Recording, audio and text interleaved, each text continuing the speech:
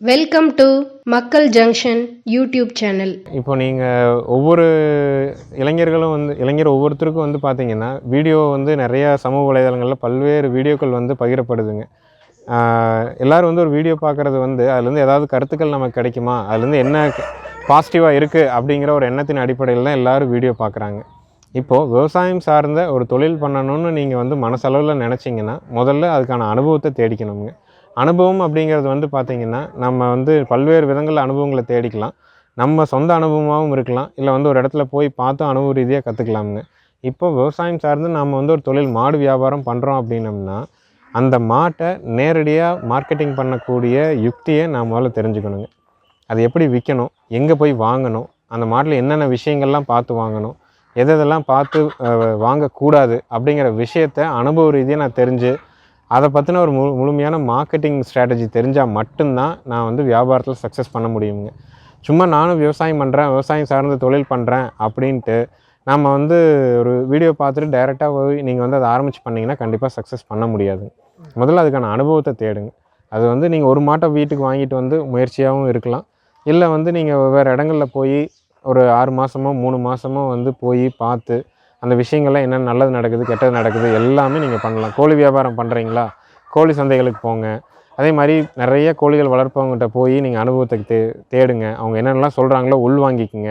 ஆனால் ஒருத்தர் சொன்னது மாதிரியே நீங்கள் பண்ணணுன்னு நினைக்காதீங்க. உங்கள் இடத்துக்கு உங்கள் சூழ்நிலைக்கு எது சரியோ, என்ன முதலீடு உங்களால் போட முடியுமோ அதை எடுத்து அதில் எவ்வளோ உங்களால் பாசிட்டிவாக பண்ண முடியுமோ அதை பண்ணுங்கள். அதே மாதிரி விவசாயம் சார்ந்த தொழிலில் இன்றைக்கி பணம் போட்டால் நாளைக்கெலாம் வருமானம் வராது. அப்படி எண்ணத்தில் யாரும் பண்ணாதீங்க. இன்றைக்கி முதலீடு போடுறோமா, ஒரு வருஷம் நமக்கு லாபத்தையும் கொடுக்கும் நட்டத்தையும் கொடுக்கும், அதுக்குள்ளே இருக்கக்கூடிய சூழலையும் உருவாக்கும், இந்த தொழிலை வேண்டாண்டா சாமின்னு விட்டுட்டு போகிற எண்ணத்தையும் உருவாக்கும்.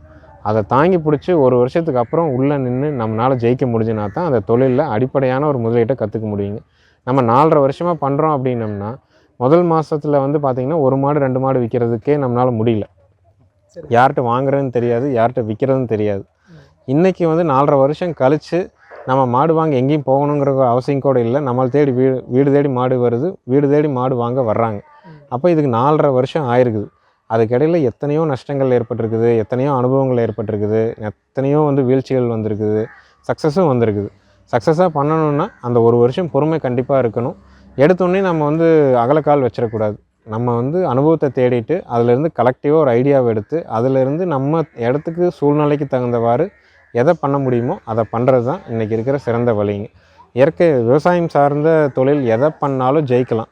ஆனால் ஒரு வருஷம் பொறுமை வேணும். அதிலிருந்து நம்ம நிறைய அனுபவங்களை கற்றுக்கிட்டு நம்மகிட்ட இருக்கிற பொருளை டைரெக்டாக மார்க்கெட் பண்ணக்கூடிய ஸ்ட்ராட்டஜி தெரிஞ்சுக்கணும். இது என்ன ஸ்ட்ராட்டஜி அப்படின்னா நிறைய ஆன்லைன் கிளாஸ் போய் கற்றுக்கணும், நிறைய போகணுங்கிற இதெல்லாம் ஒன்றும் இல்லைங்க. இன்றைக்கி நம்ம கையில் இருக்கிற செல்ஃபோன் தான் அதுக்கான ஸ்ட்ராட்டஜிங்க. செல்ஃபோனில் என்ன பண்ணலாம் அப்படின்னா எத்தனையோ சோசியல் மீடியாக்கள் இருக்குது. வாட்ஸ்அப் இருக்குது, ஃபேஸ்புக் இருக்குது, இன்ஸ்டாகிராம் இருக்குது, ட்விட்டர் இருக்குது, இந்த மாதிரி நிறைய விஷயங்கள் இருக்குது. அதில் நம்ம பார்க்குறது எல்லாமே பார்த்திங்கன்னா கலைத்துறை சார்ந்தது, அரசியல் சார்ந்தது, இந்த மாதிரியான வீடியோக்கள் தான் அதிகமாக நம்ம பார்க்குறோம். அதை தவிர்த்து ஃபேஸ்புக்கில் நூற்றுக்கணக்கான ஆயிரக்கணக்கான குரூப் இருக்குதுங்க, தொழில் சம்மந்தமான குரூப். சிறுதொழில் முனைவோர், அதாவது ஒரு உதாரணத்துக்கு சொல்லணுன்னாங்க STM சிறு தொழில் முனைவோர் அப்படின்னு ஃபேஸ்புக்கில் ஒரு குழு இருக்குதுங்க. அந்த குழுவில் 10 லட்சம் பேர் இருக்கிறாங்க. நம்ம ஒன்றுமே வேண்டியதில்லை. நம்ம ஃபோனில் ஒரு ஐடியை க்ரியேட் பண்ணுறோம், அந்த குரூப்பில் லிங்க் ரிக்வெஸ்ட் கொடுக்குறோம், அவங்க அக்செப்ட் பண்ணுறாங்க. நம்ம என்ன வியாபாரம் பண்ணுறோமோ அதில் போஸ்ட் பண்ணுறோம்.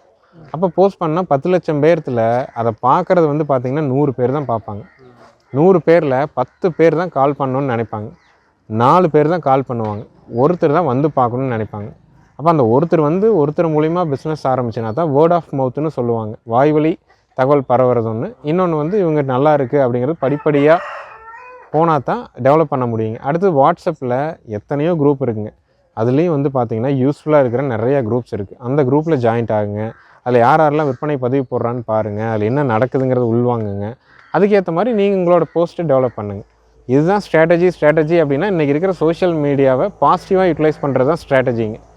நம்ம எல்லாத்தையும் ஃபேஸ்புக்கில் வாட்ஸ்அப்பில் எல்லா வீடியோவையும் பார்த்துட்டு நம்ம அதை மார்க்கெட் பண்ண தெரியலன்னா அந்த விஷயத்தை பண்ணவே முடியாது.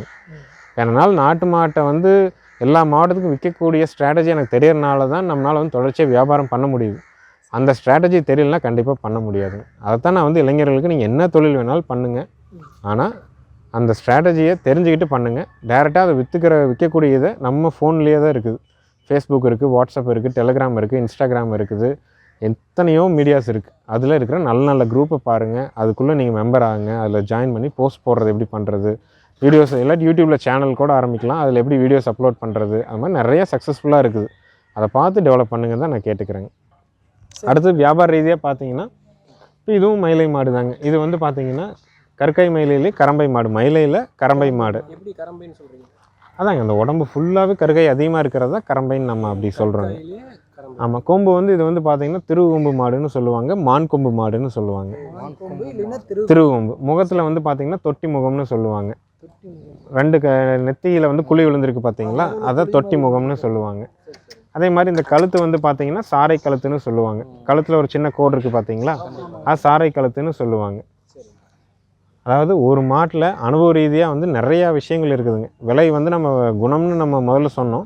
அதை வந்து பார்க்கும்போதே நம்ம தெரிஞ்சுக்கலாம் இது வந்து என்ன மாதிரியான மாடு, குணமான மாடா. அதோட கண்ணு முழி வச்சே தெரிஞ்சுக்கலாம் இந்த மாடு வந்து இடிக்குமா இடிக்காதா அப்படிங்கிறத தெரிஞ்சுக்கலாம். இந்த மாடு வந்து கால் அணைச்சி கறக்குறாங்களா அணைக்காமல் கறக்குறாங்களா அப்படிங்கிறது. கால் பின்னாடி தாரை இருக்குங்க, பாலுக்கே நிற்கலைன்னா அது போட்டெல்லாம் வரிஞ்சு தாரைகள் அதிகமாக இருக்கும். அதை வச்சு நம்ம எல்லா விஷயங்களையும் நம்ம தெரிஞ்சுக்கலாங்க.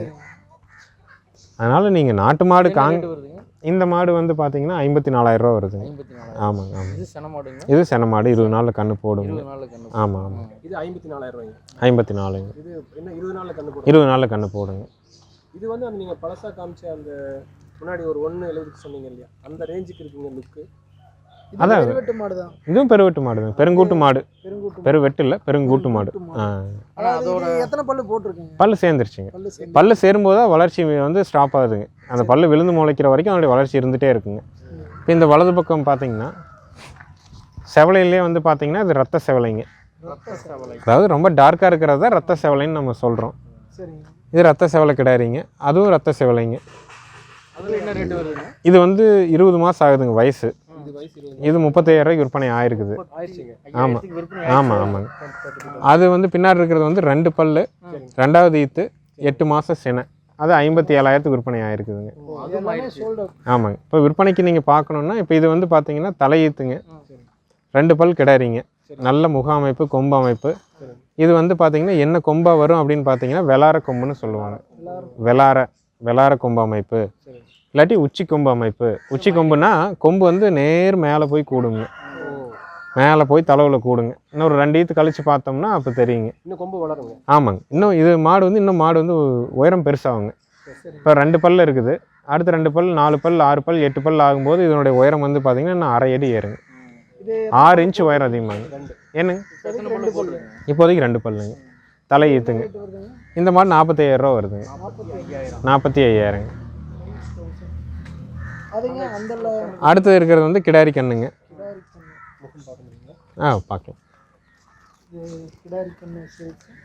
இது விற்பனைங்க, சேலில் தான் இருக்குங்க. இது வந்து 12 மாதமான காங்கேயம் மயிலை கிடாரி கண்ணுங்க. இதனுடைய விற்பனை விலை 24,000ங்க. அதாவது நான் பொதுவாக காங்கை மாட்டோட தற்போதைய விலை நிலவரம் நான் சொல்கிறேனுங்க. அதாவது எல்லோரும் வந்து வாங்கணும்னு விருப்பப்படுறவங்களுக்கு 8 மாதத்துலேருந்து 12 மாதமான காளை கன்றுனுடைய விற்பனை விலை 15,000 25,000. 8 மாதத்துலேருந்து 12 மாதமான கிடாரி கன்றுகளுடைய விற்பனை விலை 20,000 30,000. 20 மாதத்துலேருந்து செனை பருவத்தில் இருக்கக்கூடிய கிடாரிகள், அதாவது ஃபஸ்ட் டைம் வந்து சென்னை சேர்த்தக்கூடிய பருவத்தில் இருக்கக்கூடிய கிடாரிகளுடைய விற்பனை விலை 25,000 35,000. இளம் சென்னை மாடுகள் 3 மாத சென்னையிலிருந்து ஒரு 6 மாதம் சென்னையில் இருக்கக்கூடிய மாடுகளுடைய விற்பனை விலை வந்து பார்த்திங்கன்னா 35,000 40,000 ரூபா வரைக்கும் விற்பனை ஆகுதுங்க. பால் மாடுகளினுடைய விற்பனை, அதாவது நிறை சென்னை மாடுகள், கன்று ஈனிய மாடுகளினுடைய விற்பனை விலை 45,000 75,000 ரூபா வரைக்கும் விற்பனை ஆகுதுங்க. இதுதான் காங்கை மாட்டினுடைய விற்பனை விலை. இது வந்து ஒரு சுழற்சி முறைங்க. அதாவது ஒரே நீங்கள் சொல்கிற வந்து ரெகுலராக இதே இருக்குமே, இல்லை தற்போதைய நிலவரத்துக்கு தகுந்த மாதிரி சொல்கிறீங்களா? இல்லைங்க, இந்த விலை வந்து எப்போவுமே மாறாதுங்க. ஏன் அப்படின்னாங்க, காளை கன்று வந்து 5,000 25,000 நான் சொல்கிறேங்க. 8 to 12 மாதம் அப்படிங்கிறத நான் சொல்கிறேன். அதாவது ஒரு விவசாயி ஒரு மாடு வளர்த்துறாங்க, அந்த மாடு வந்து அது காலக்கன்று போட்டிருக்குது, 8 மாதத்தில் அவங்க விற்கிறாங்க. அதை வந்து ஒரு 5,000 ரூபா தரத்தில் அவங்க விற்றா தான் அந்த மாடு சென்னை பருவத்தில் இருக்கும்போது அந்த மாட்டுக்கான பராமரிப்பு செலவை அந்த கண்ணுக்குட்டி காசில் தான் அவங்க எடுத்துக்க முடியுங்க. அது கம்மியாக விற்பனைக்கு கொண்டு வர மாட்டாங்க. 8 மாதத்துக்கு முன்னாடி ஏதாவது ஒரு சூழ்நிலையின் காரணமாக தான் கொண்டு வருவாங்க. அதே கிடாரி கண்ணாக இருந்ததுன்னா 20 மாதத்துலேருந்து 20,000 30,000 ரூபாய்க்கு விற்றா தான் அவங்களுக்கு கட்டுப்படி ஆகுங்க. ஒரு நாட்டு மாடு வச்சுருக்கிறதுக்கு கட்டுப்படி ஆகுங்க. ஏன்னா பால் வந்து நாட்டு மாடுகள் வீட்டு தேவை மட்டும்தான் பூர்த்தி பண்ணுது. ஆனால் நம்மளுடைய ஆரோக்கியத்தை எங்கேயோ அதாவது நம்ம ஆரோக்கியம் வந்து இருக்கிற லெவலில் விட வேறு லெவலுக்கு கொண்டு போகும். அதுக்கான காரணிகள்லாம் நான் சொல்கிறேனுங்க. சிம்பிளாக எளிமையாக சொல்லணும் அப்படின்னு பார்த்தீங்கன்னா, நாட்டு மாட்டுப்பாலும் கலப்பின மாட்டுப்பால் A2 vs A1. நாட்டு மாட்டுப்பாலில் A2ன்னு ஒன்று இருக்குது, கலப்பின மாட்டுப்பாலில் A1ன்னு ஒன்று இருக்குது. A2ங்கிறது அதனுடைய புரோட்டீன். இந்த தகவல் உங்களுக்கு பயனுள்ளதாக இருந்தால் மற்றவர்களுக்கும் ஷேர் செய்யுங்கள். நன்றி.